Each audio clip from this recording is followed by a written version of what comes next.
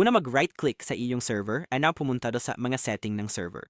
Sa kaliwang bahagi, mag-scroll pababa and i-click ang Auto Moderation. Dito mo pwedeng i-click ang Setup depende sa gusto mong i-configure. Makakakita ka ng mga option tulad ng i-block ang pagbanggit ng spam, i-block ang pinaghihinala ang nilalaman ng spam, i-block ang mga karaniwang na flag na salita, at i-block ang mga custom na salita.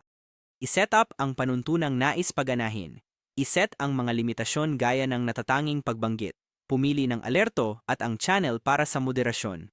Maaari ring payagan ang mga admin na lumampas sa rules o itakda kung saang channel ito gagana o babaliwalain.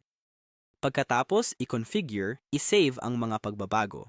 Maaari mo ring i-monitor ang mga mensahe para sa spam, i-flag ang mga bastos na mensahe o gumawa ng custom blocklist gamit ang mga piling salita. At yun lang, nakasetup na ang iyong Discord auto moderation at handa na para makatulong na mapanatiling ligtas ang iyong server.